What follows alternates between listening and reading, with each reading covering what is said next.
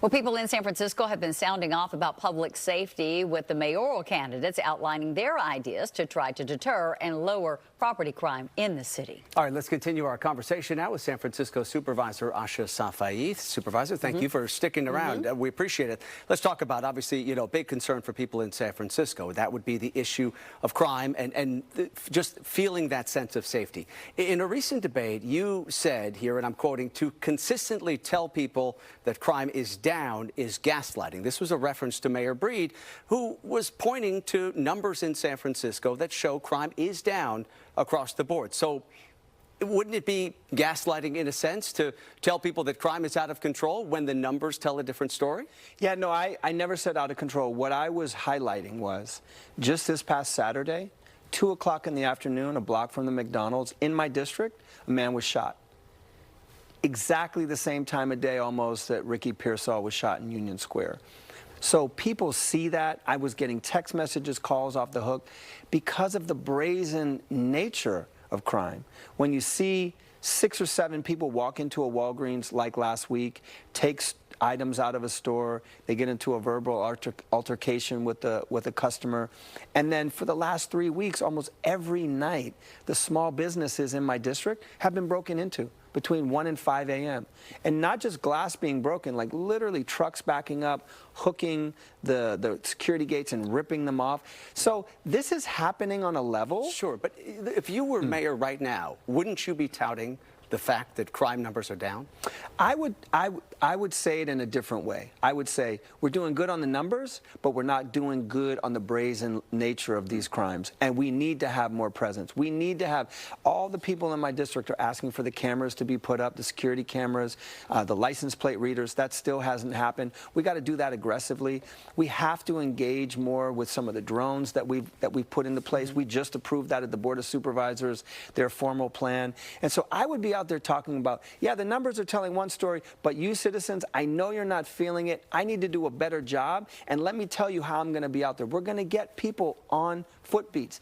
I passed a plan in January that said every single police district in this city needs to have officers out on the beat, walking, foot beats, bike patrols. It hasn't been fully implemented. But last night when I drove through Union Square, I literally counted at 10 o'clock at night 10 police cars and a mobile vehicle parked there. Yes, we need to protect Union Square. It's 40% of our retail sales, but the neighborhoods need that level of protection too. And I think that's why people are upset, because they're experiencing on a daily basis, maybe not at the same level as they were, but definitely there's still a lot more room to improve. One of the challenges, though, Ahsha, is having enough officers, right, to be out there in the neighborhoods. We just did a story about 50 recruits graduating today. Congratulations to them. But what is your plan to get more officers into the city? I know you have this loan forgiveness program. How do you believe that that will help? Well, listen, we're in a very competitive market. It's one of the things that I've criticized this mayor on over the last few budget cycles. She's put in $250,000 into police recruitment over the last 6 years.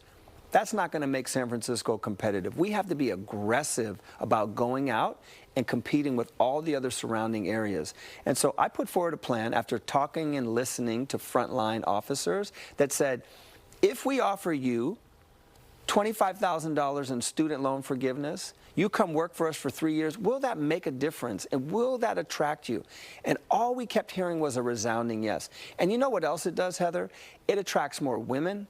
It attracts more people of color, because oftentimes they're the ones that are struggling with the upfront cost, the student loan debt.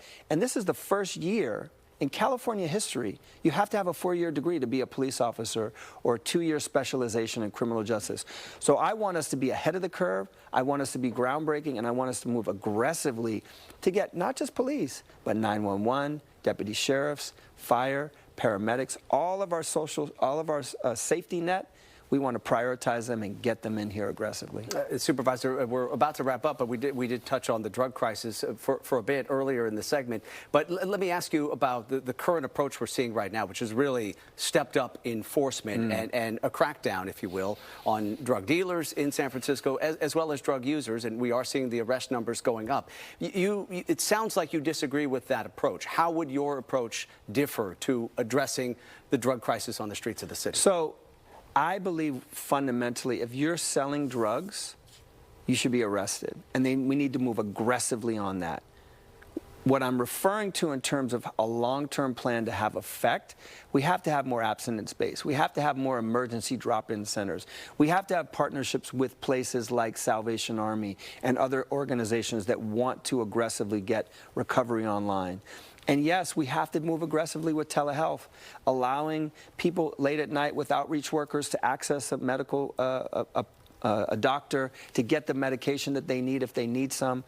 All of that needs to be done in a coordinated way, and that's why I keep coming back to leadership and what's missing from this current mayor. We don't have a coordinated strategy, and so that's why it feels like when you see officers out on the street arresting someone, they arrest and release. Oftentimes they're arresting and releasing.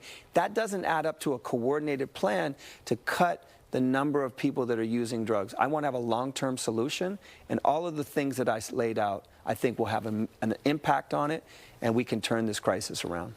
Supervisor, we really appreciate you taking the time. I know you've been out there on the campaign trail, so thanks so much for coming in today. Really appreciate it. Yeah, thanks for having me. It matters now. It's going to be up to you, the voters. All right, let's turn things over to Mark.